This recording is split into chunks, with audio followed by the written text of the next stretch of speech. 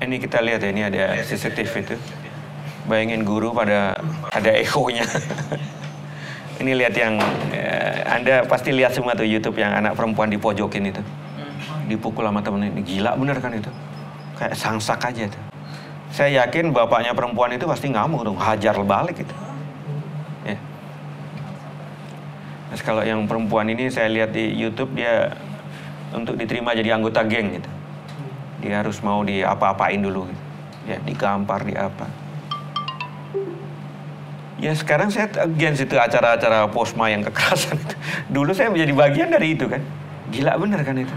Nggak sadar bahwa saya apa ya, kan sebetulnya menghina orang kan itu. Misalnya kan, saya nggak tahu Anda ingat yang pernah jadi mahasiswa, saya harus bersumpah tuh kan. Pasal pertama, senior tidak pernah salah. Pasal kedua, kalau senior salah ingat pasal pertama. Pasal ketiga, semakin senior semakin benar. Saya bisa ngebayangkan tahun keberapa saya paling benar itu, udah. Wah, ini senior angkatan ini paling bener, yang mau suruh apa aja gitu. Kan gila bener itu. Ini berbagai mistos yang sering kita lihat ya. Ini kalau laki-laki ideal seperti ada yang di gambar ini, saya dan Noval kayaknya udah gugur sejak awal gitu ya, kira-kira ya. Apalagi dulu mahasiswa saya salah satunya adalah adik Rai itu kan. Saya ngeliatnya tinggi gitu, Mas mau saya latih Mas? Enggak. Ini kan seringkali ada mitos-mitos seperti itu kan, ada six pack ya. Ini kan six man ya, kita agak susah. Backpack ya. Kemudian misalnya ini ya, laki-laki rasional karena paling pengambil keputusan. Enggak juga kan. Perempuan janganlah jadi ketua ini, emosional gitu. Itu kan mitos bener itu kan. Lihat aja di organisasi OSIS atau BEM mahasiswa itu. Ketua laki-laki pasti bendaharanya perempuan nih. Sekretarisnya pasti perempuan kan, ya. Notulen gitu kan. Itu kan sangat stereotip bener kan. Ya, ada potensi-potensi yang sejak awal sudah kita bunuh. Kita nggak pernah tahu karena nggak pernah dikasih kesempatan. Tadi menarik ya. Sebenarnya saya ingin merangkum dari yang awal tadi. Terkaitnya itu adalah pengalaman masa lalu, bukan masa lagunya Inul ya. Jadi gini, tadi kan kita sebenarnya itu melihat dari konstruksi yang udah di atas. Jadi ini kayak teori gunung es ya. Nah, akarnya itu kalau kita bisa rujuk itu kan sebenarnya dari keluarga. Tadi ada cerita-cerita bahwa di keluarga seperti apa, kemudian itu seperti kayak rangkai siklus kayak rangkai setan gitu loh. Jadi dari habis ini ke ini gini. Nah, yang mau saya tanyakan itu adakah tindakan yang sangat real gitu ya, yang dimulai dari parenting itu loh, dari keluarga, bahwa keluarga itu diberi pengetahuan yang berbasis gender, pengetahuan yang berbasis bahwa perempuan dan laki-laki itu sebenarnya memiliki hak yang sama. Misalnya dari perlakuan misalnya kan kita tuh cenderung anak dari kecil misalnya yang perempuan itu nggak boleh kamu main berantem. Itu kan dari hal-hal kecil yang sebenarnya itu akarnya kan.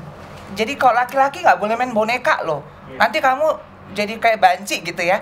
Itu kan sebenarnya akarnya gitu loh, yang kita sebenarnya nggak sadar akan hal itu gitu, dan kita bagian dari hal itu yang cenderung menerapkan itu gitu loh. Nah mungkin itu tadi, jadi kita belum ada nih kayaknya untuk parenting itu loh, yang menyadarkan bahwa keluarga itu kayaknya idealnya untuk bisa menekan atau meminimalisir yang tadi itu kan sebenarnya dari situ. Itu yang pertama. Yang kedua, ini tadi yang mitos mengenai tubuh preferensi kemenarikan. Ini mungkin terkait sama penelitian tesis saya tentang kemenarikan.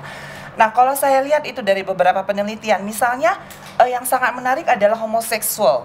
Di homoseksual itu adalah salah satu penelitiannya, homoseksual yang feminim, yang gayanya kemayu, itu cenderung mendapatkan pelecehan seksual double dibandingkan homoseksual yang maskulin. Jadi salah satu penelitian itu, ada penelitian itu di Grindr. Jadi ada foto gitu ya. Jadi orang tuh akan lebih cenderung tuh tertarik dengan foto laki yang maskulin, yang muscular. Tapi ketika dia foto lakinya itu yang homoseksual ini ya, ketika dia tuh agak itu, makanya kan ada nanti di profilnya tuh no CC, no ini gitu loh. Jadi ini sangat ini apa double. Jadi ketika dia homoseksual kamu harus maskulin. Makanya kalau kita lihat kasus yang kayak yang kemarin di Atlantis, kok kekar-kekar banget sih badannya gitu ya. Justru makanya tidak mengherankan fenomenanya di lapangan, laki-laki homoseksual tuh cenderung jadi kayaknya lebih cenderung ke fitness gitu loh. Lebih cenderung lebih jantan dibandingkan dengan yang heteroseksual gitu loh. Jadi itu sesuatu fenomena menurut saya tuh kayaknya kita perlu, ini ada apa sih, apakah ini bagian dari konstruksi sosial sehingga membuat yang kasihannya itu adalah ketika homoseksual tuh yang effeminate, ketika dia apa namanya kemayu gitu, jadi semakin ya udah dibenci sama teman-teman heteroseksual laki-laki, kemudian juga dibenci sama teman-teman yang homoseksual yang maskulin gitu loh. Ini sesuatu yang sangat dia double discrimination kan. Karena memang di homoseksual itu memang terbagi dua juga, bottom sama jadi top. Jadi kan dia memang kalau dia memang yang dia berperan sebagai perempuan, memang dia tidak diharuskan untuk mempunyai fisik sama fitur kayak perempuan kan. Memang udah dari awal udah ada pembagian, termasuk juga kayak homoseksual yang perempuan pun juga kan tetap ada yang ya acting sebagai itu memang di mana-mana. Jadi kalau aku tangkap sih itu sebenarnya bagian dari absorb jadi konstruksi sosial patriarki. Jadi bahwa lu kalau laki lu harus jantan. Karena kalau preferensi kemenarikan, kalau kita lihat rujuk ke evolusioner, laki-laki yang maskulin itu adalah laki-laki yang hereditas ya. Jadi dia yang cenderung dianggap bahwa dia yang nanti bisa mampu untuk jadi bapak. Ketika dia perempuan, lu pinggulnya harus gede, lu bisa nanti melahirkan anak yang banyak. Tapi kan kalau homoseksual, maskulin itu bukan maskulin untuk dia bisa beregenerasi kan, bukan berarti dia harus visual. Iya, jadi kayak lebih Ya, itu yang visual. Iya, visual. Jadi itu sesuatu yang menarik sih menurut. Ya, ini makanya gambar ini kan sebetulnya saya ingin menunjukkan ya banyak mitos-mitos kan. Iya, mitos-mitos itu. Yang sebetulnya apakah Anda homoseksual atau heteroseksual, seringkali banyak dari kita nggak bisa memenuhi itu kan. Terus pertanyaannya, ini datang dari mana ini? Siapa yang menentukan? Iya. Ya kan? Apa itu pemberian Tuhan? Enggak, masyarakat yang membuat.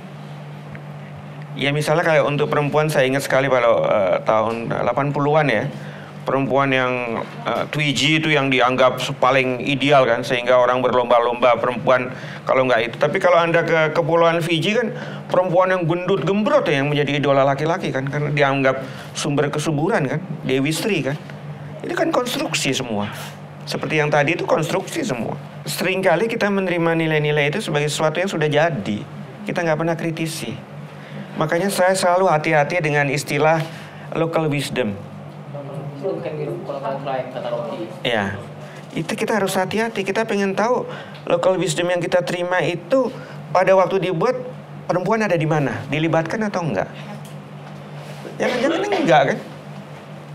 Tapi dengan kearifan lokal seolah-olah selesai dia menjadi lebih baik. Ya kalau dia menindas satu jenis kelamin yang lain, kita pertanyakan dong. Ya nggak baik dong om.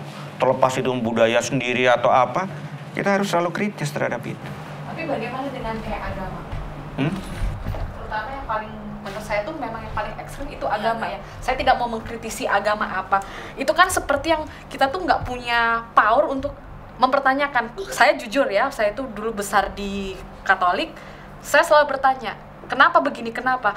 Yang nulis Alkitab kan laki-laki, dibilanglah saya murtad, dibilang apa gimana. Lu yang gak cerdas ngajarin gue. Tapi kasarnya agama itu memang sesuatu yang gak bisa saya bantah. Kalau perempuan harus, dan maaf ya untuk agama lain pun juga saya melihat kan, kita tidak pernah mempertanyakan kenapa. Padahal isu agama itu dibikin kan, itu kan berapa ribu tahun yang lalu, situasi alamnya kayak gimana. Tapi apa iya perempuan sekarang yang berpendidikan, yang sudah internasional berani mengkritisi itu, bisa melihat kenapa harus begini, kenapa harus begitu, terutama agama ya yang enggak. Kalau sekarang kan isunya seperti itu ya. Sebetulnya mungkin katakan kitab sucinya tetap di sana kan.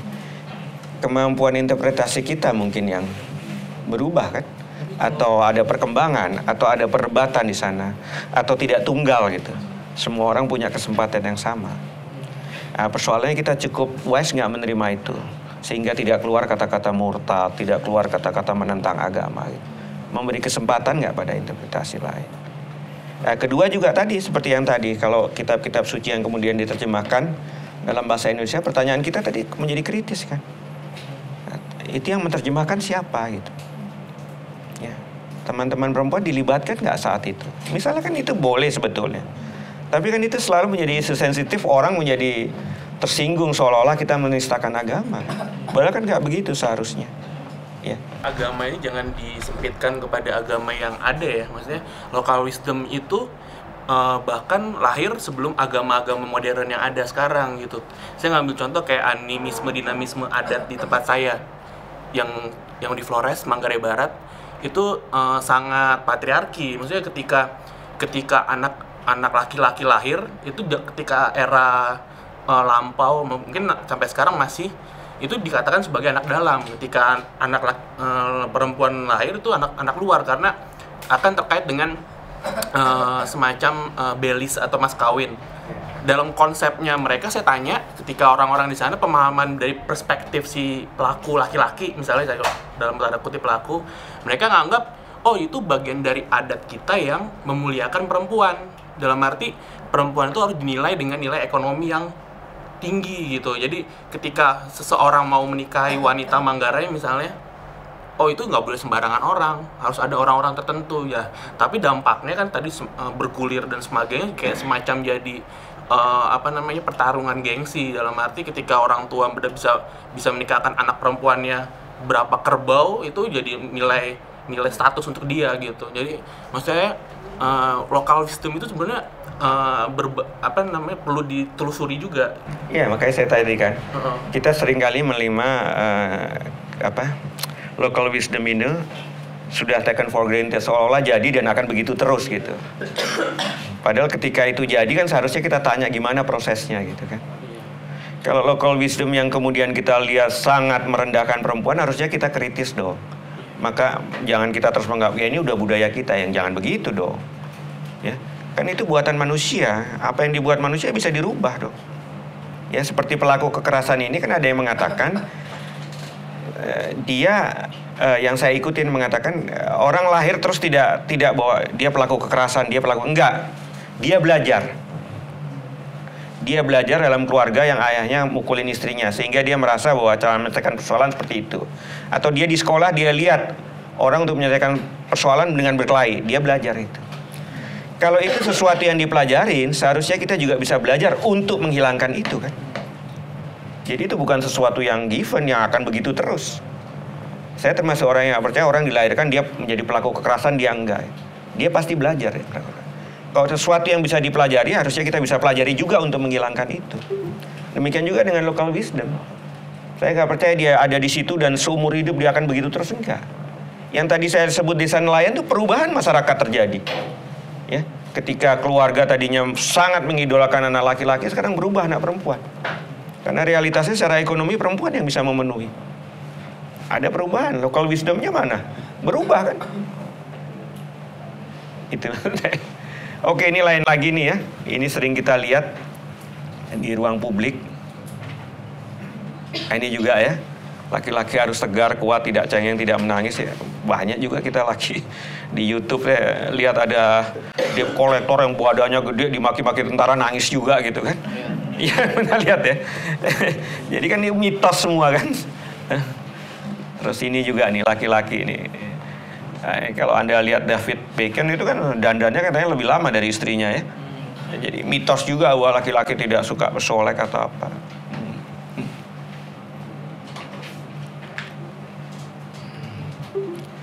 Ini saya suka sekali pernyataan ini. Kamu tidak dapat menjadi bagian dari pemecahan masalah sampai kamu memahami bagaimana kamu menjadi bagian dari masalah. Ya kayak tadi yang saya sebutkan ya. Kita perlu tahu ternyata kita bagian dari masalah loh, sampai akhirnya kita bisa menjadi bagian dari. Kalau kita lihat keterlibatan laki-laki, memang saya ini sekali lagi pengamatan ini ya. Jadi berdasarkan pengalaman, mungkin bisa salah bisa benar. Memang selama ini umumnya sifatnya individual ya. Lebih kelompok daripada sebuah organisasi. Umumnya lebih berkaitan dengan profesi mereka, misalnya kalau ada kasus kekerasan seorang dokter, pengacara ya, penegak hukum ya, jurnalis ya.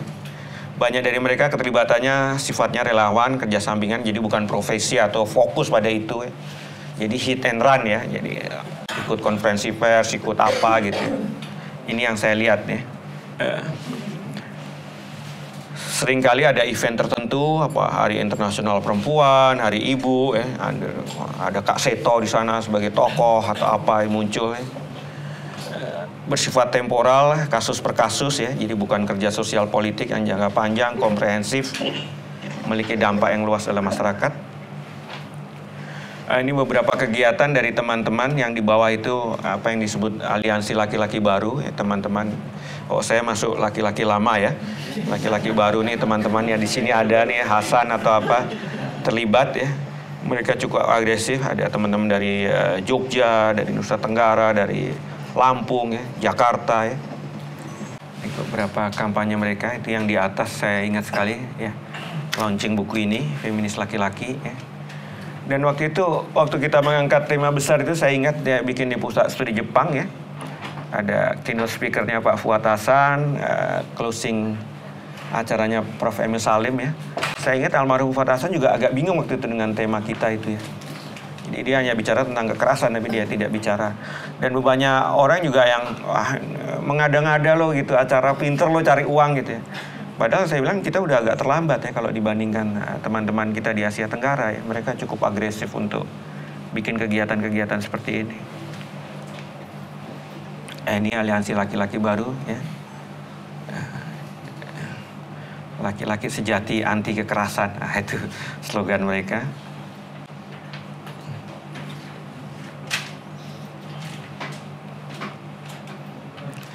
Ini kami dulu bikin deklarasi nih ya. Cowok-cowok anti kekerasan. Yang membacakan deklarasinya saya sedih sampai sekarang itu almarhum Dr. Ivan Hadar ya, sahabat saya itu waktu itu dia membacakan, cukup punya gema juga waktu itu ya.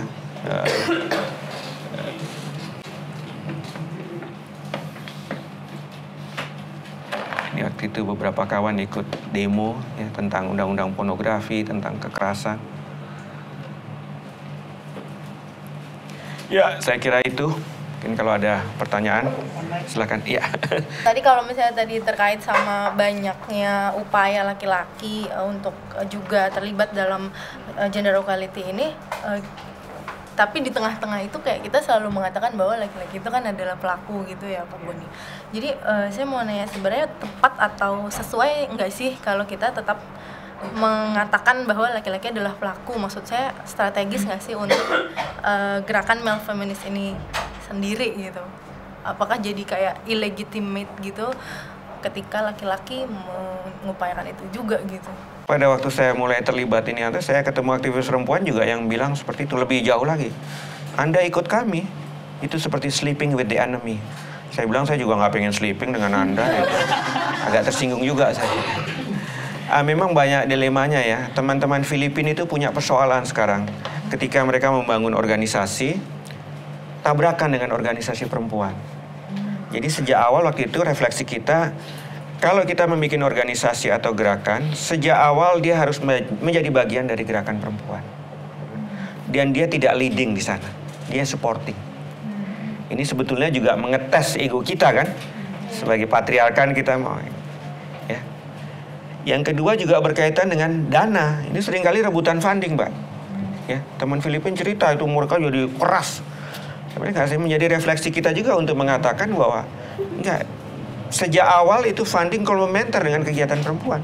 Karena kita sudah meletakkan menjadi bagian dari gerakan perempuan. Saya nggak pernah menjadi bagian itu organisasi sendiri. Waktu teman-teman aliansi laki-laki baru bikin, dia sadar sekali. Anda bukan think tank, ya, Anda tidak leading, Anda menjadi bagian dari gerakan perempuan yang lebih besar. Dan Anda supporting di sana. Kalau ada kegiatan, kalau bisa komplement bersama. Ya. Dan yang terakhir, yang paling penting adalah Anda juga harus mengajak teman-teman perempuan untuk menjadi bagian dari proses pengambilan keputusan.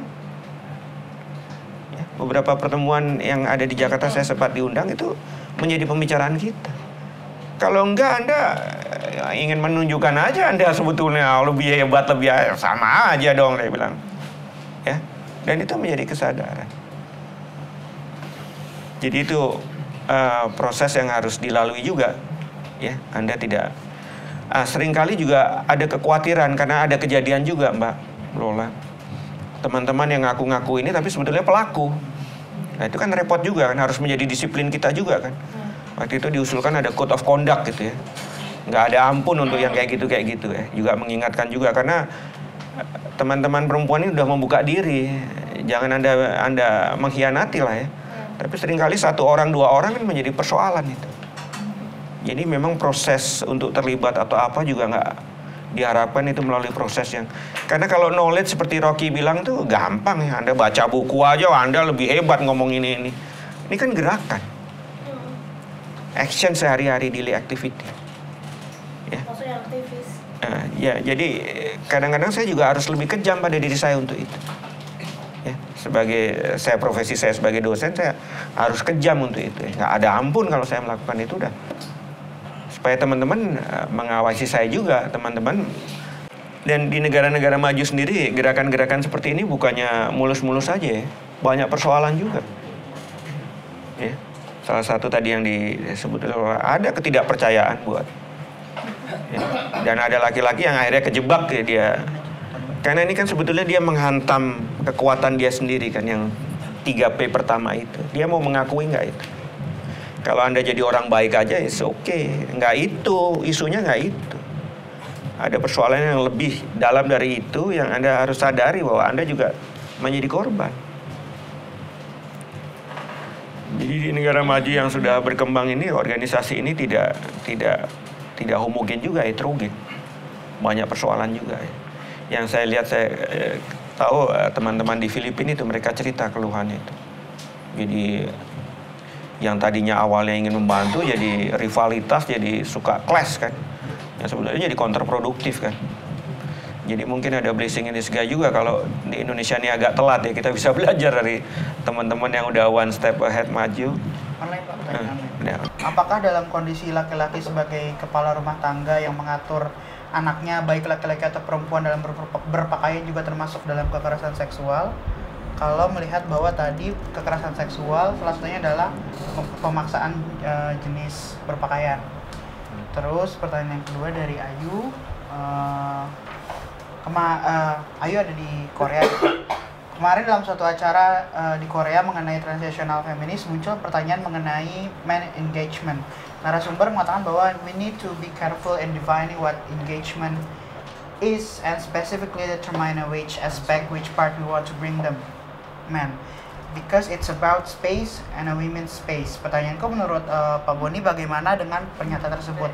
Apakah ada area-area tertentu di mana sebaiknya keterlibatan laki-laki dalam gerakan perempuan ini dibatasi karena potensi harming terhadap gerakan space dan perempuan itu sendiri? Kalau yang kedua tadi sebetulnya jawaban saya pada Lola tadi ya.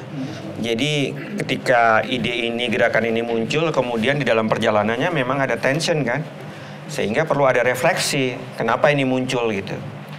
Nah, tadi saya bilang mungkin Indonesia agak diuntungkan agak terlambat, karena kita bisa belajar dari teman-teman kita di tempat lain gitu. Di Filipina itu kelihatan sekali ada tension dari organisasi perempuan yang anti kekerasan terhadap perempuan dengan organisasi perempuan. Ada rivalitas kepemimpinan, ada rivalitas di dalam organisasi, bahkan ada rivalitas di dalam perebutan dana. Ya. Jadi kalau dibilang space-nya di mana, engage-nya di mana, itu berdasarkan kesepakatan kita. Ya harus dibicarakan terus.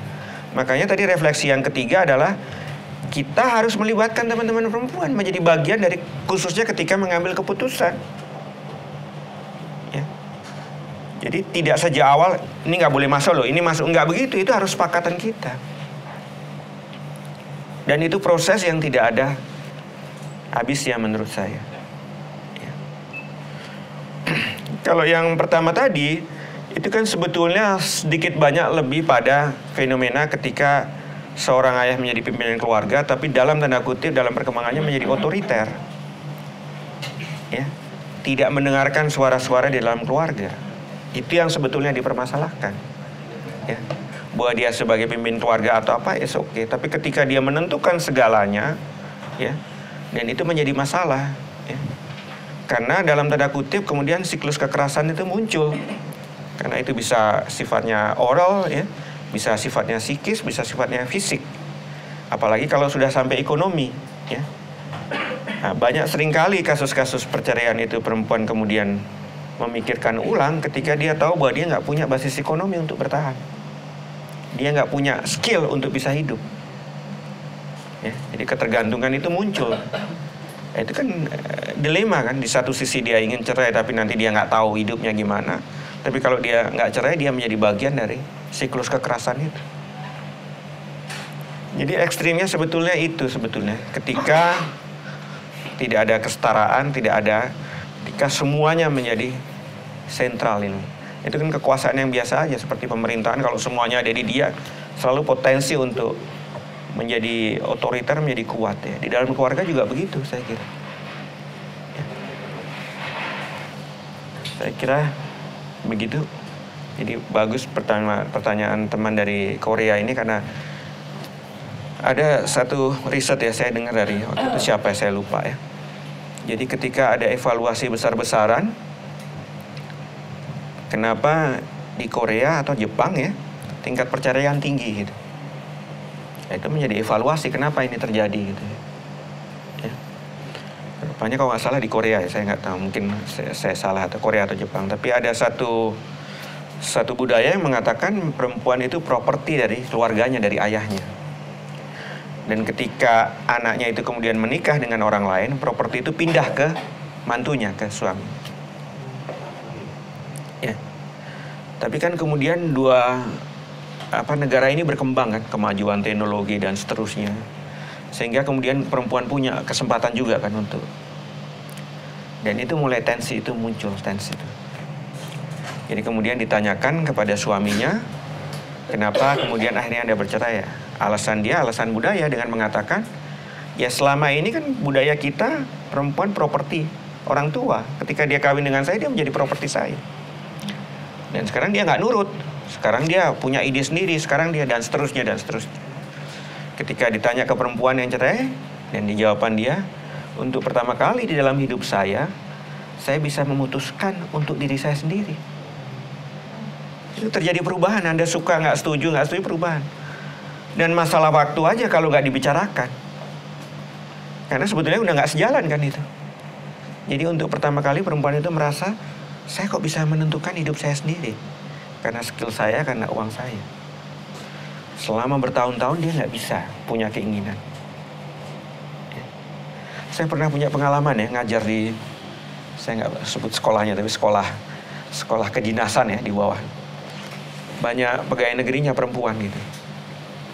Terus saya tanya gitu, Ibu, kira-kira keinginan Ibu dalam hidup yang Ibu pengen bener itu apa? Jawaban yang pertama, saya pengen anak saya sukses. Padahal pertanyaan saya keinginan Ibu ya. Saya diam, oh ya. Kalau Ibu, saya pengen ikut mendorong suami saya supaya karirnya. Sampai terus saya tanya lagi, keinginan Ibu gitu. Sampai ada satu ibu yang marah, ya saya kan udah sebut Pak, keinginan saya. Padahal pertanyaan saya keinginan Ibu ya, keinginan Ibu. Tapi dia selalu menyebut orang ketiga. Ya. Artinya apa? Di dalam sosialisasi keluarganya selalu dia minta untuk ini. Sampai ada seorang ibu tiba-tiba nunjuk tangan. Saya tahu Pak, gitu. Saya kaget. Apa? Saya tuh tinggal di Semarang. Di belakang saya ada kolam kecil. Saya tuh suka kungkum kaki saya di sana tuh. Wah enaknya setengah mati.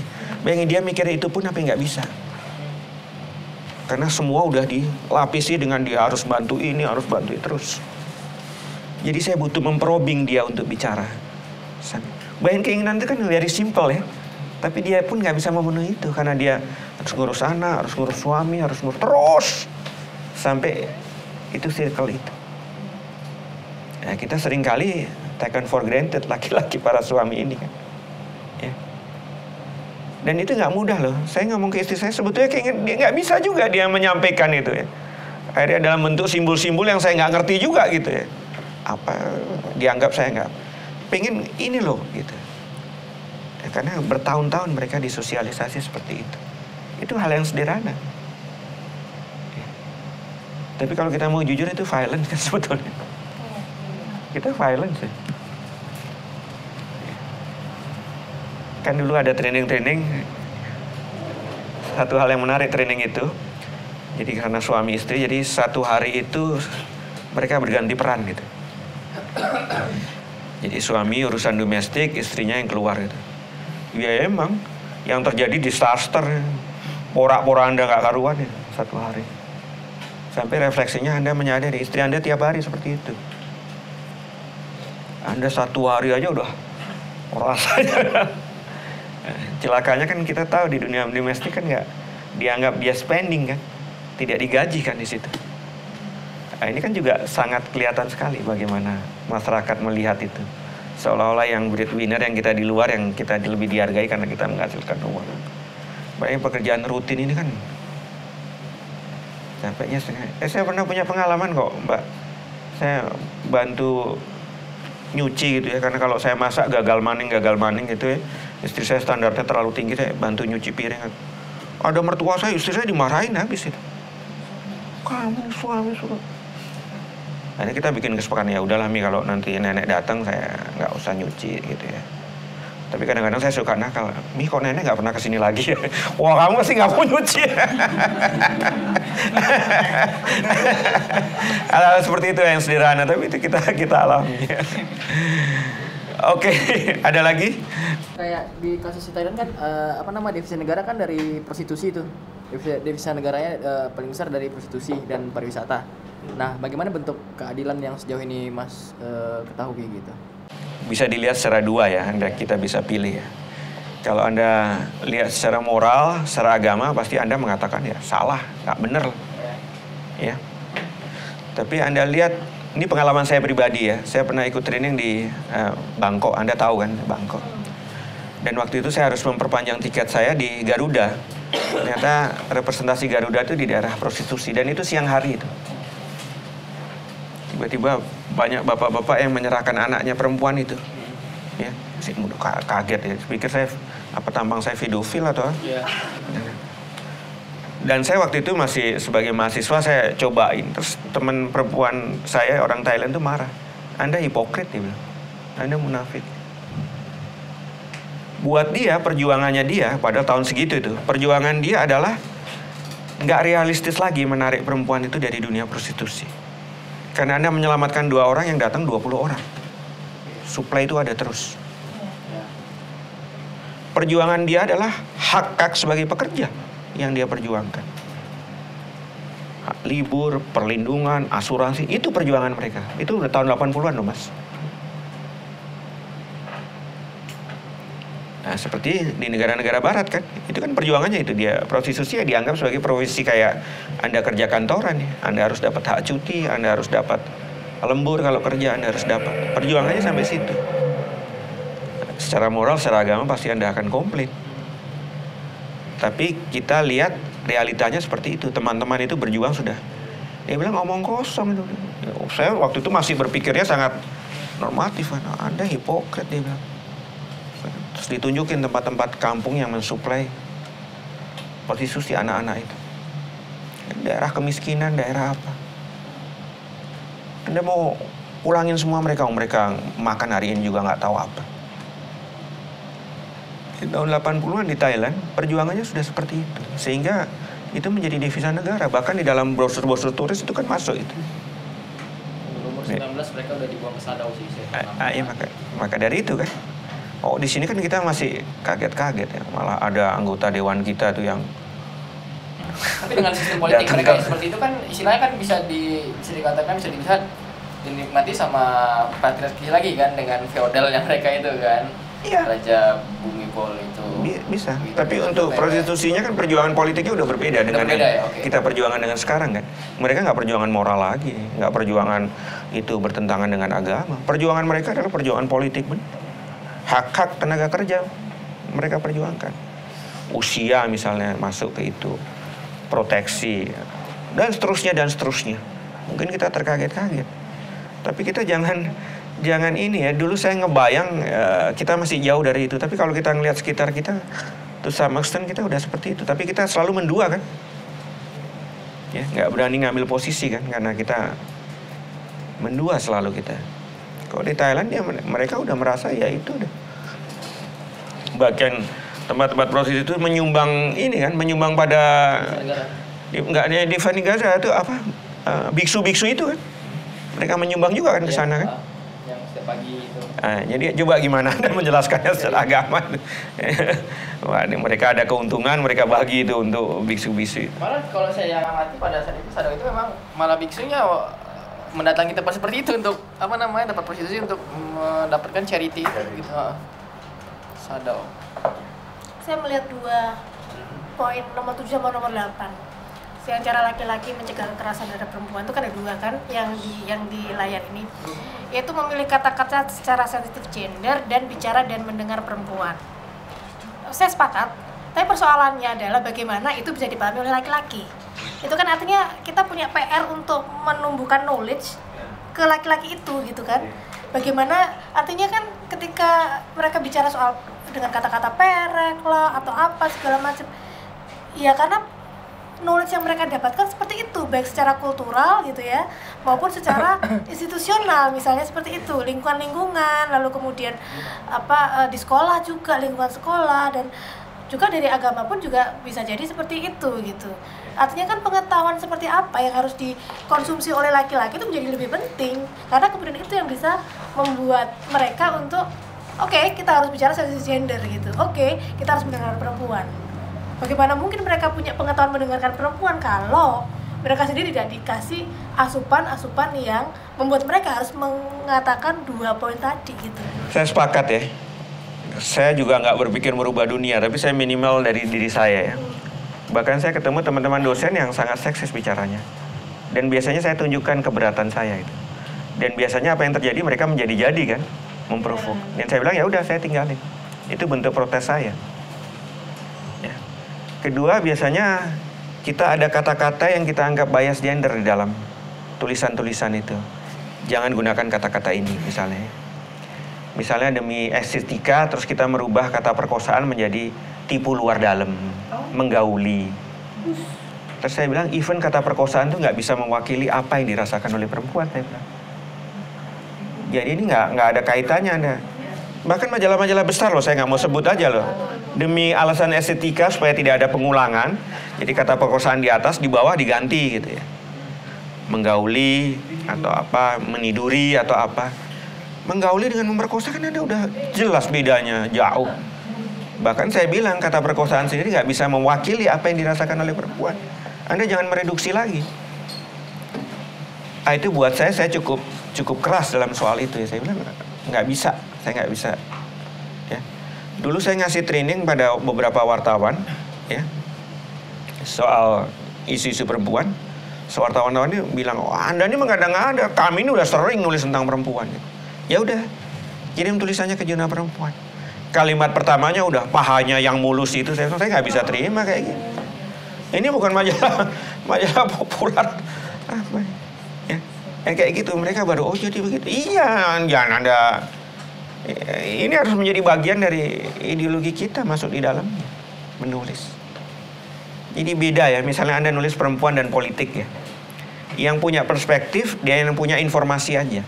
Kalau Anda hanya punya informasi, Anda menulis hanya perempuan ditempelin ke politik. Ya. Kalau Anda punya perspektif, enggak, seluruh proses itu kelihatan. Nah, mereka hanya bicara, ya perempuan sekarang ada di DPR 5 orang, that's all. Ya. Buat saya nggak itu urusannya. Prosesnya atau apa itu menjadi penting, apa yang diperjuangkan itu menjadi penting. Itu kelihatan ya. Ini sekali lagi mungkin ya karena saya udah lama jadi dosen ya, jadi melihat tulisan itu dengan mudah kalau ini, apalagi kalau saya menggunakan perspektif gender gitu. Sampai tulisannya selesai nggak ono gender itu. Ya, jadi hal kayak gitu memang nggak mudah, Din, ya nggak mudah. Tapi dimulai dari ruangan ini. Kenapa? Karena ya kita yang memberi sanksi sosial. Kita di marginal, kita harus ke tengah. Saya sendiri relatif optimis ya. Dulu kata-kata gender 20 tahun yang lalu kalau kita ngomong jurnal itu jadi bahan ketawaan kan. Tabu malah. Tabu kan. Ada yang bilang ini gendar makanan opo gitu ya. Sekarang bayangin, saya pernah di dalam satu acara jurnal perempuan yang mendatangkan orang Golkar dan orang PDIP. Saya nggak sebut orangnya. Dua-duanya ngeklaim gitu. Kami yang pertama kali menggunakan gender. Yang satu lagi, lupa bahwa kami lebih dulu menggunakannya. Padahal kita tahu ini pelaku ya. Tapi buat kami perjuangan yang nggak penting siapa yang mengucapkan. Yang penting dia ada di sana. Nah ini bedanya lagi nih. ya, gerakan yang sangat maskulin itu selalu Anda pengen tampil di depan. Selalu ada. Kalau kami nggak penting siapa yang tak. Yang penting isu itu ada menjadi mainstream di sana. Nah, anda masih maskulin, masih pengen dapat kredit poin kan. Apalagi kalau tampil di media atau ada di sana ada. Buat kita yang ini, bodoh. Kalau dia ditangkap ya bodoh lo mau gitu ya. Buat kita enggak, yang penting ide-ide kita sampai di sana. Ya. Siapapun gitu. Jadi karena apa? Karena gerakan yang sifatnya maskulin selalu kalimat aktif dan punya kecenderungan V&D. Ya. Kalau Anda tahu gerakan perempuan yang cukup kuat di Filipina, itu namanya, aduh kok saya sampai lupa ya. Dina ingat nggak di Filipina? Itu justru berkembang ketika rejim otoriter Marcos berkuasa. Karena apa? Rejim-rejim militer suka underestimate kan terhadap perempuan kan. Yeah. Nah, buat mereka biarin mereka, yang penting kita bisa subversif di dalamnya, merubah policy, tahu informasi dan nah, sementara kalau yang laki-laki kan pengennya wah berhadapan dengan lihat aja ya, kalau kasus Indonesia Anda lihat, perhatikan ya, pada waktu rejim Orde Baru menghadapi Ibu Mega dan Sri Bintang Pamungkas, iya kan? Sri Bintang dia masuk di dalam politik maskulin itu, V&D, face a face. Buat Orde Baru enak bener mengajarnya.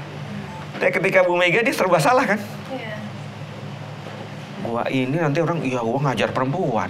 Enggak, ini masanya dia makin banyak. Dilema kan? Akhirnya kan yang itu, yang kelompok-kelompok yang agama yang dimunculkan. Maka dari itu. Lalu atas nama kesahihan. Nggak boleh, perempuan nggak boleh. Tapi yang ngomong gitu akhirnya jadi wakil presidennya juga. That's politik ya.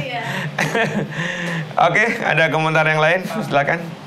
Sebenarnya mau menyambung pertanyaan yang sebelumnya soal bagaimana terbentuknya laki-laki ini akhirnya mereka menjadi memperlakukan norma maskulin di antara mereka sendiri gitu ya. Nah, saya pikir yang juga tidak kalah pentingnya untuk bisa mencegah terjadinya pembentukan itu adalah bagaimana menanamkan role model yang yang justru malah kebalikan dari role model yang maskulin itu gitu ya. Kalau kita lihat kan sekarang ibaratnya 99 dari 100 role model anak-anak itu adalah superhero yang sangat maskulin gitu misalnya. Contoh paling itunya mungkin apa? Avengers gitu yang ada Hulk dan segala macem gitu ya. Sementara untuk role model yang sebenarnya di mana ada nilai-nilai laki-laki baru itu sangat minim sekali gitu loh di dunia anak-anak gitu loh. Sebenarnya ada satu contoh yang powerful gitu ya di film Fantastic Beasts itu loh, yang si Newt Scamander itu, mungkin ada yang pernah nonton. Dia itu kan bukan seperti arketipe laki-laki superhero pada umumnya yang agresif dan sebagainya, tapi dia justru adalah arketipe laki-laki yang kalau secara tradisional itu mungkin laki-laki yang sering dibully gitu loh di dalam lingkungan maskulin gitu loh kayak gitu. Tapi dia menunjukkan empati terhadap sesama, orang-orang yang terdiskriminasi gitu. Itu adalah role model yang sangat jarang dimiliki oleh anak-anak, termasuk juga di Indonesia gitu loh. Padahal role model ini kan kita tahu anak-anak itu kan selalu mencontoh figur yang menurut mereka tuh sangat ideal gitu, kayak gitu. Dan sangat ideal adalah superhero sampai sekarang gitu loh. Superhero yang di Avengers itu gitu loh, bukan seperti yang mengasihi atau mengayomi dan sebagainya. Terus pertanyaan kedua kalau boleh. Ya boleh lah, masa nggak boleh. Itu tadi seperti yang disebutkan, salah satu kelompok yang sangat maskulin itu adalah kelompok militer dan kepolisian gitu ya. Dimana di situ berlaku sekali norma-norma maskulinitas itu kan di dalam situ gitu loh. Nah, saya mau ngeliatnya dari dua sisi gitu. Di satu sisi jelas itu kita tidak bisa mendinai bahwa itu seringkali merugikan mereka juga gitu. Dalam arti mereka tidak bisa mengekspresikan emosi, tapi mereka harus dituntut terus kuat gitu ya. Jadi mereka tidak bisa mereka defisit dalam kemampuan emosi mereka gitu loh, kayak gitu di dalam norma seperti itu gitu kan. Nah, tapi di sisi lain, norma seperti itu sebenarnya adalah norma yang bisa mempersatukan suatu kelompok kepolisian atau kelompok militer itu. Dalam arti disitulah dalam cara seperti itu, dalam kedisiplinan dan tradisi keras seperti itulah tumbuh yang namanya kesatuan di dalam kelompok itu kayak gitu. Nah, ini kan berarti kan bertentangan dengan norma-norma laki-laki baru gitu. Nah, apakah kita bisa ciptakan pengecualian untuk kelompok-kelompok seperti itu, ataukah ada solusi lain untuk hal seperti itu? Yang pertama ya, ini kita tidak diuntungkan bahasa Indonesia ya, karena maskulin seolah-olah tunggal ya. Kok di luar itu kan maskulinitis ya. Jadi maskulin tidak hanya satu sebetulnya. Nah, yang kemudian digambarkan sebagai hegemonik maskulin ini yang berkembang yang seperti Joe tadi ceritakan. Dia harus agresif, dia otot, dia tunjukkan dengan kekerasan gitu. Nah, padahal kita pengen maskulin yang lain. Aliansi laki-laki baru ini tidak menolak maskulin, tapi dia menolak maskulin yang seperti itu. Dia mempromosikan maskulin baru, misalnya respect pada perempuan, mau mendengarkan, mau bicara, tidak menggunakan kekerasan.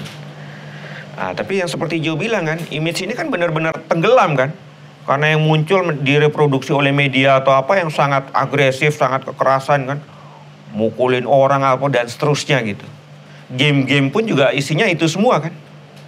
Sampai anak itu tidak bisa membedakan lagi ini dunia maya atau realitas kan.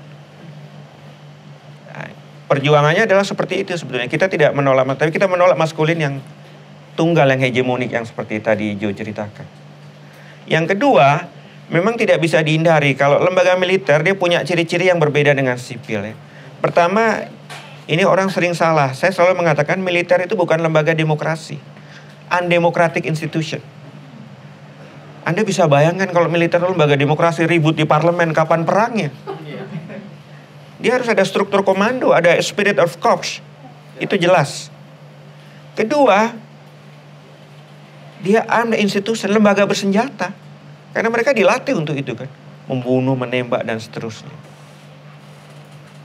Yang ketiga, seringkali dia dianggap sebagai supra institusi. Nah, kalau partai politik itu sering disebut infra.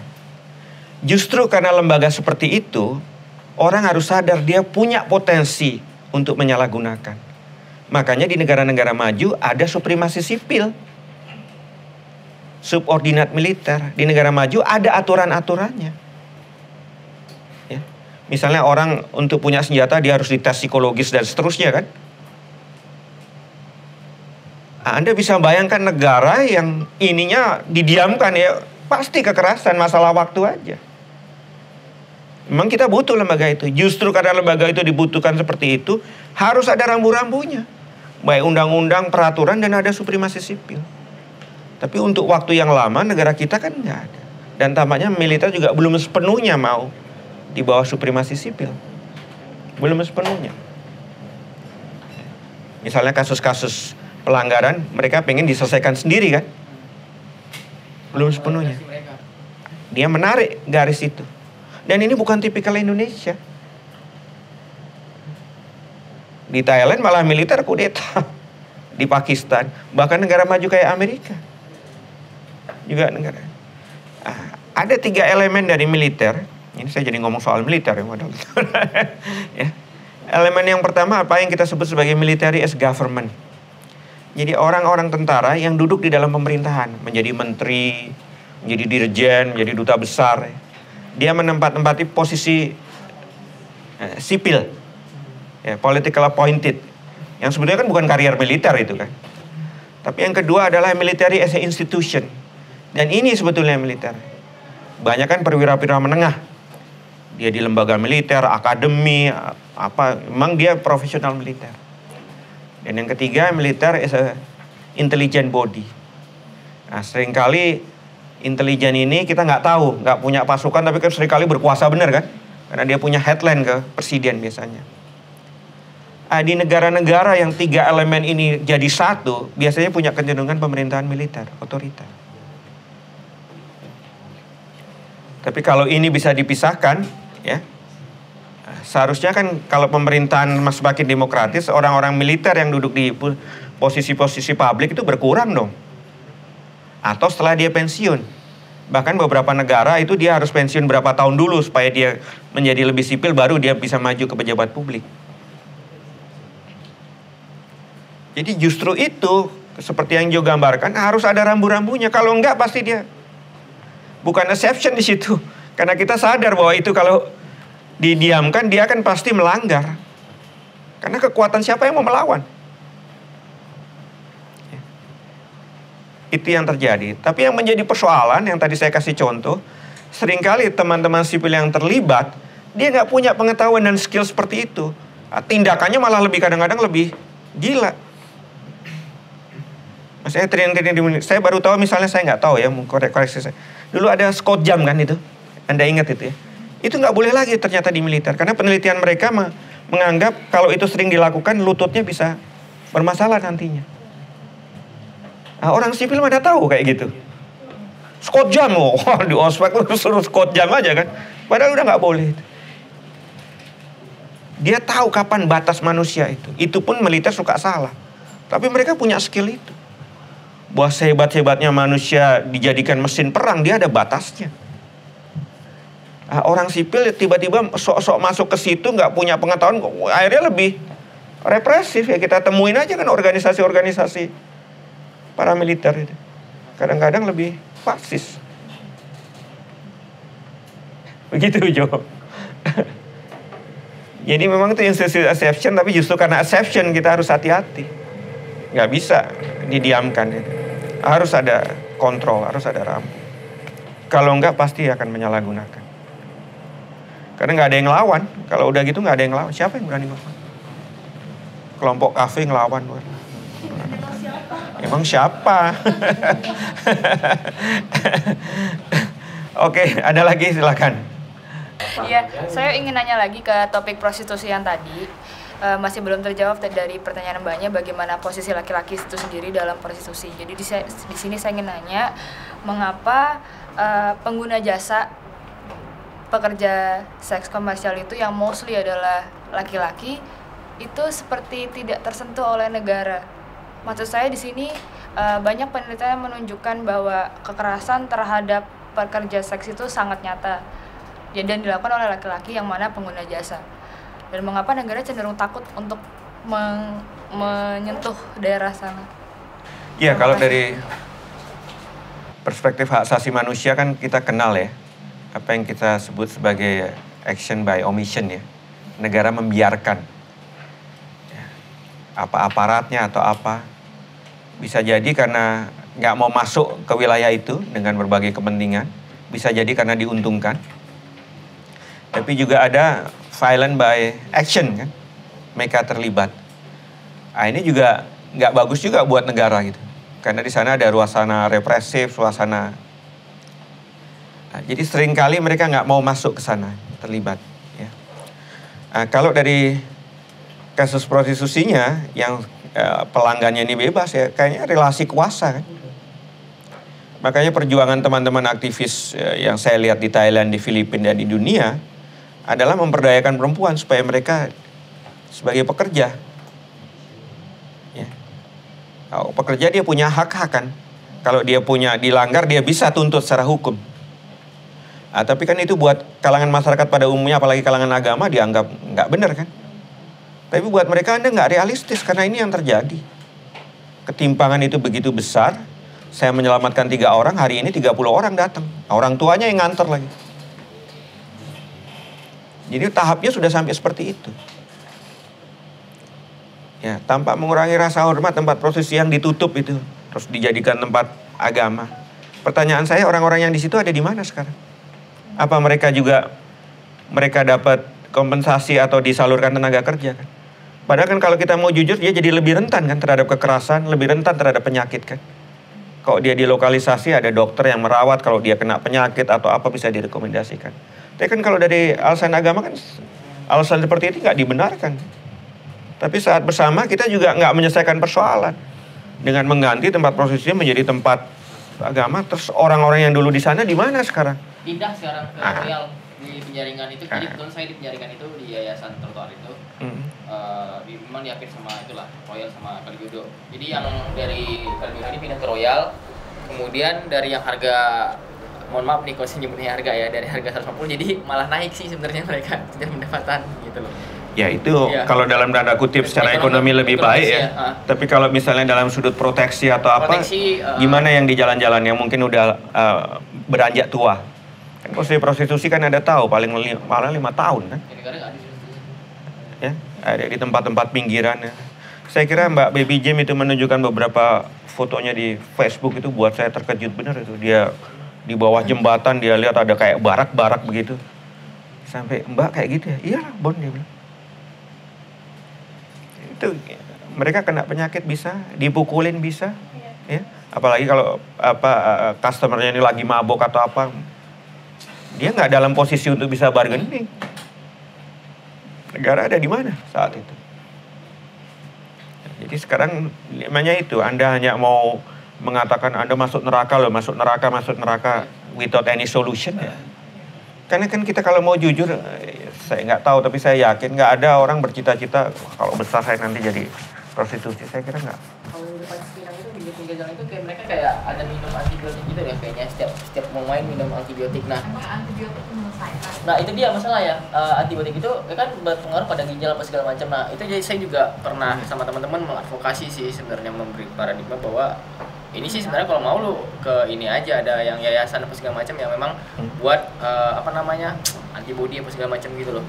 Tapi mereka yang punya seperti itu kan tinggal minum. Aksesnya kan nggak ada, ya. Pengetahuan nggak ada. Mungkin kalau ke rumah sakit, ke klinik, orang tahu dia prostitusi pasti nggak diperlakukan. Paradigma seperti itu sih. Saya kira itu sebetulnya persoalannya. Ada di YouTube tuh yang menurut saya agak bagus tapi ironis ya. Red Street di Belanda itu yang terkenal itu. Jadi mereka nari-nari di atas kan, pakai spotlight gitu, seorang tepuk tangan gitu.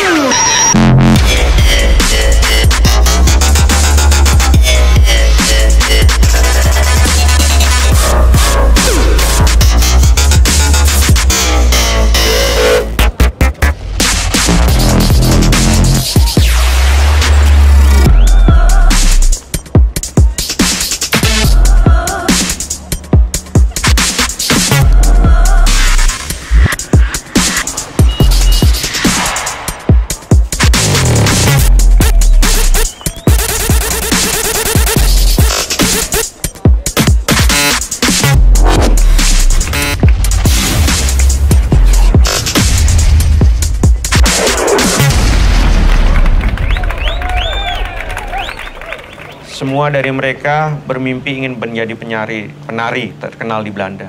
Dan mereka berakhir di sini. Semua yang tepuk tangan diam semua. Oh, buat saya dahsyat benar itu. Iklan layanan masyarakatnya itu. Ini kan orang-orang yang mimpi ya mungkin tertipu atau dibujuk media, dibujuk kawannya bahwa mereka akan jadi penari terkenal. Ternyata akhirnya berakhir di sana. Oke, ada lagi? Kalau nggak ada, kita menyanyikan lagu. Silakan. Maaf, siapa namanya? Saya lupa. Trinzi. Oke. Kan saya baca dari yang dikasih ke saya ini, kan Bapak kan udah ke beberapa sekolah atau kuliah gitu, kampus ya gitu, terus untuk memberikan pengetahuan tentang campaign lelaki baru ini ya. Nah itu gimana sih tanggapan para lelaki-laki yang diberitahu soal ini? Terus kemudian apakah sih apa yang membuat mereka akhirnya mungkin mau gitu atau tertarik gitu untuk masuk gitu ke gerakan ini gitu? Apakah mereka punya turning point sendiri atau apakah cukup dari campaign itu kemudian mereka ikut gitu? Apa sih sebenarnya yang membuat mereka terpanggil?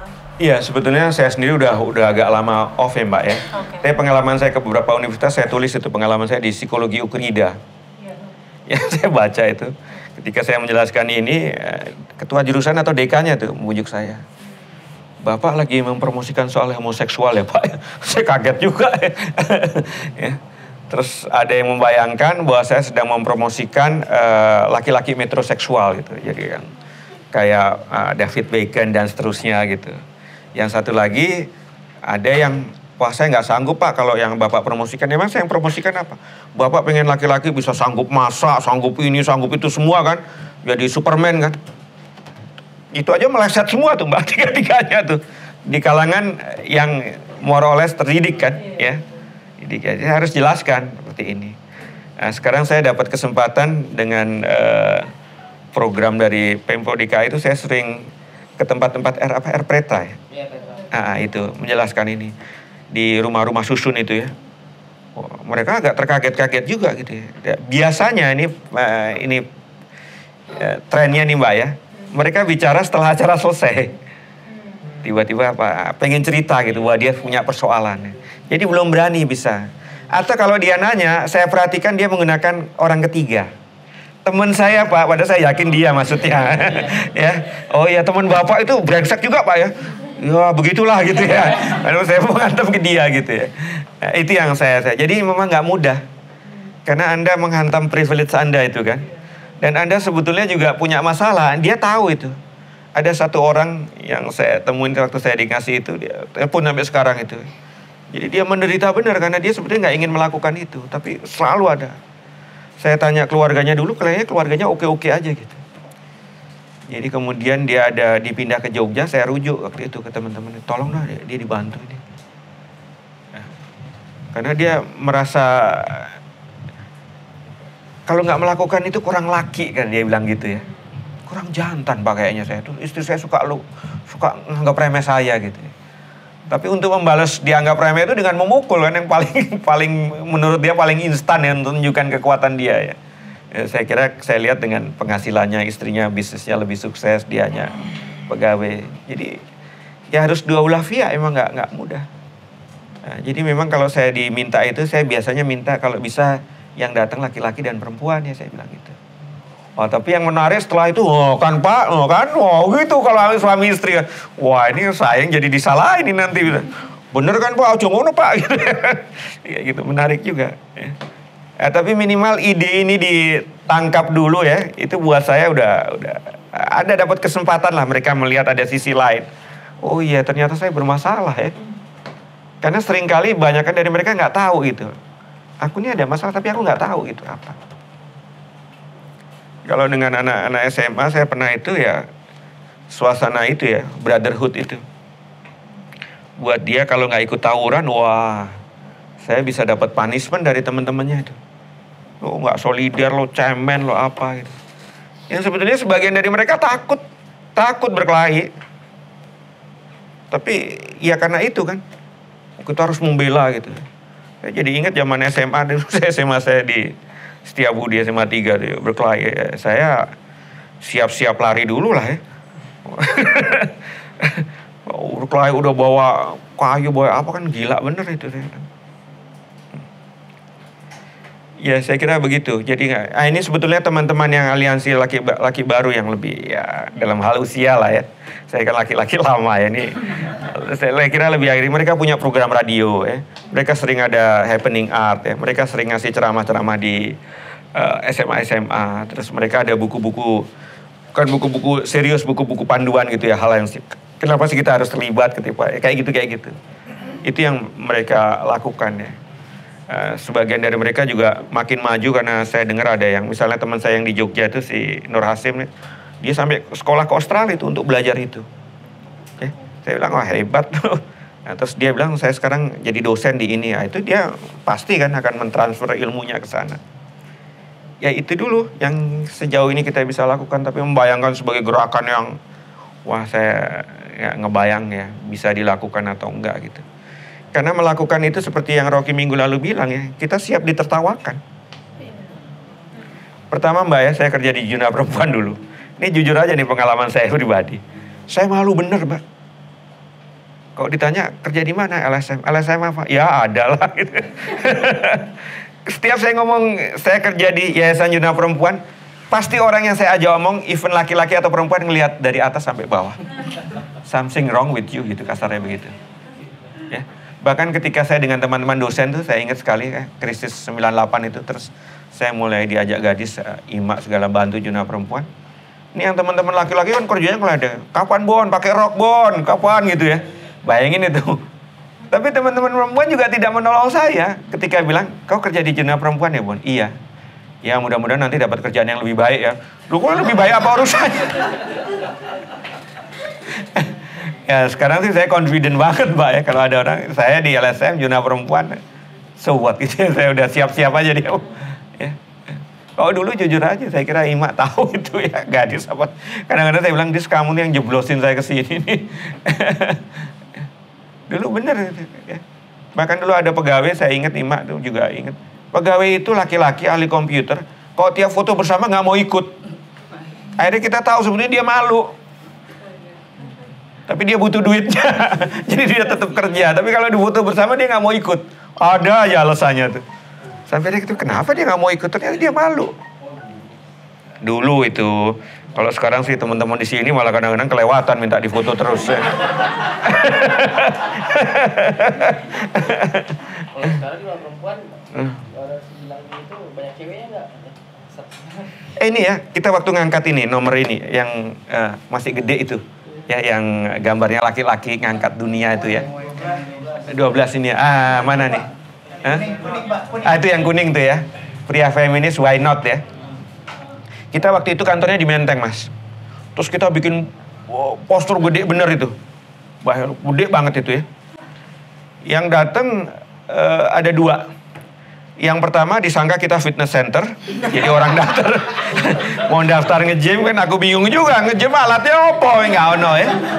Yang kedua rombongan waria datang. Disangka nih kok disangka komunitas waria nih ngumpul-ngumpul bisa ngumpul-ngumpul. Wah, kita juga bingung juga. Kok masjidnya jadi beda bener. Masalah komunikasi. Masalah komunikasi ya. Waktu itu saya belum ada teman Dina yang ada di komunikasi ya. Jadi nggak tahu. Tapi itu kan saya assuming ya orang akan wow, pria feminis why not. Yang datang orang ini seminggu berapa kali Pak? Mahal nggak ini alatnya apa aja gitu. Waduh. Fitness center. Tapi kita nggak nyangka kita udah 20 tahun ya. Udah 20 tahun loh, gila. 21 tahun. 21 tahun. Saya jadi tertarik Mas yang di Jogja itu gimana Mas? Yang hotline terkait konseling atau iya. Nanti bisa minta alamatnya, Rifka Anissa itu. Dia ada tuh ininya, story-nya. Iya. Jadi dampaknya mereka kan kelompok psikologi dan lawyer ya. Lawyer untuk kaitannya dengan legal, psikologi untuk itu yang mengendalikan emosi itu. Ya mereka memang bilang on off ya. Nggak selalu sukses. Ya. Tapi minimal mereka udah membuka itu. Karena belum ada sebelumnya. Biasanya kita fokus pada korban kan. Nah, ketika kita bersepakat atau nggak bersepakat, pelaku ini juga korban, itu bisa pro dan kontra kan. Yang merasa korban enak aja dia mukulin. Tapi ada yang melihat, dia ini juga sebetulnya menderita loh. Ya. Jadi mereka biasanya memanggil keduanya itu. Dan selalu prosesnya adalah laki-laki denial, menyangkal. Dan Anda nggak ngira kalau ngeliat orangnya ada yang pakai dasi, ada yang... Dia selalu mulai dengan blame korban. Dia nggak bisa gaul sih, saya kan jadi gitu kan. Selalu begitu. Dan hasilnya efektif Mas, maksudnya ada? Buat saya ada kasus-kasus. Nah, kalau saya nggak tahu kalau data itu ya penurunan atau apa. Tapi efektif minimal sekarang para pelaku ini tahu ada outlet yang untuk bisa dia. Karena ini kan masalah komunikasi, akhirnya dia bicara ke kawan juga kan. Kan kemudian ada konseling yang melibatkan para pelaku ngobrol, sharing kan apa yang dilakukan. Itu proses yang menurut saya bagus tuh dia. Mengakui aja itu kan bukan. Sering kalau yang sering kita lihat pecandu alkohol ya. Nama saya ini, saya pecandu alkohol. Wah, selamat datang, tepuk tangan semua kan. Baru dia cerita. Itu kan rilis, dia bisa cerita itu. Dulu kan nggak ada dia punya. Dia mau cerita dengan Anda, malu dong. Ternyata lo pelaku ya. Kan malu pasti kan. Ya seperti pengalaman saya dengan teman Filipina satu kamar, ternyata dia pelaku. Saya kan sampai gila nih kalau gua digebukin gitu. Terus dia bilang, sekarang saya punya kewajiban itu. Saya testimoni di mana aja acara-acara itu. Ya saya dikecam, dia apa, tapi saya nggak peduli. Tapi dia mulai lihat dampaknya. Jadi orang pelaku pun kontak dia gitu. Mau bicara, mau apa. Kan perubahan mindset ya, melihat pelaku itu bukan orang jahat yang nggak bisa berubah ya, orang jahat yang dari sononya gitu.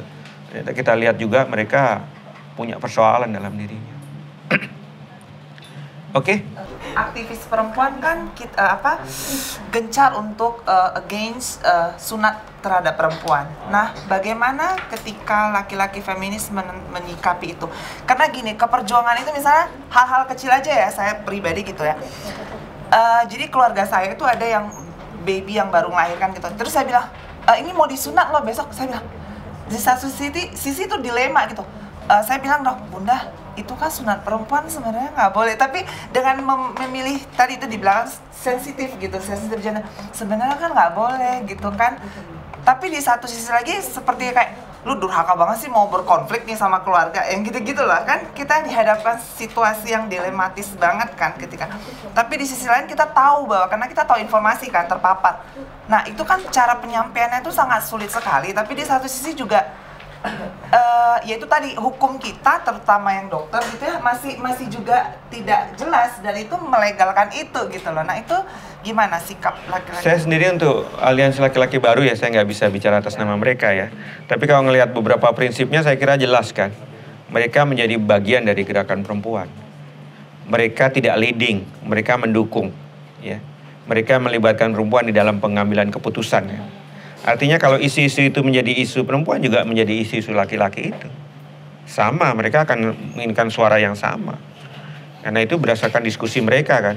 Dengan data-data bagaimana kemungkinan kena infeksi, kemungkinan penyakit, kemudian seterusnya ya. Itu menjadi, saya ingat sekali waktu saya memberikan ini yang di Jogja, ada yang dari teman juga aliansi laki baru yang dia tahu ayat-ayat itu. Buat saya dahsyat sekali, dia bisa tunjukkan gitu. Ini kan adanya counter wacana kan, counter discourse kan. Ya itu kan harus direbut. Anda tidak hanya merebut secara ini, tapi merebut discourse orang juga nih kan. Anda menjadi mainstream. Itu perjuangannya masing-masing ya. Nah ini bagian dari kalau gerakan feminis gelombang ketiga kan seperti itu ya. Pada gelombang kedua kita suka punya, pokoknya Anda rame-rame sama-sama. Jadi ingin menunjukkan power gitu ya. Dan itu bisa terlihat kalau Anda demo, Anda bikin petisi dan seterusnya. Pada gelombang ketiga sebetulnya nggak begitu lagi. Pada isu tertentu saya mungkin sepakat dengan Mas ini. Pada isu yang lain mungkin saya tidak sepakat. Dan yang kedua, tidak harus selalu saya bersama-sama dengan dia. Dengan alat ini kan dia bilang, kegiatan kamu laporin aku sebarin ke tempat lain. Itu lebih spread ya. Jadi nggak semua main di field yang sama gitu. Anda di dunia jurnalis, Anda tulis itu dong. Ya misalnya kalau di Kompas kita punya teman kayak siapa? Maria Hartiningsih, Nino, itu orang-orang yang selalu, Mbak ini dong Mbak. Atau teman-teman di media online atau di TV ada orang-orang yang semua menjadi agen-agen yang ada di sana. Demikian juga di kalangan birokrasi sekarang saya juga itu yang kita sebut sebagai femokrat itu, feminis birokrat itu menjadi strategis benar. Ya. Misalnya waktu Menteri Pendayaan Perempuan Bu Linda itu ya. Orang udah stereotip, ngerti apa nih, istrinya mantan Dirjen Kopassus udah ngebayang begitu ya. Ternyata, nggak bener, Bu Linda tuh quick learner bener. Dan kalau ada kasus apa, dia pengen selesaikan langsung. Salah satu yang saya lihat itu ketika kasus ada gempa, ada trafficking itu, anak-anak itu stateless kan. Dia langsung hubungin kejaksaan, Menteri Dalam Negeri, anak-anak harus punya warga negara, kalau enggak dia rentan nanti. Itu Bu Linda lakukan. Dulu Menteri Pemberdayaan Perempuan yang dulu Bu Sri Rezeki juga ya, dari Golkar. Orang juga underestimate kan, nggak ada track record nyata apa. Kalau kita ngelihatnya, suka nggak suka dia yang pegang kekuasaan sekarang.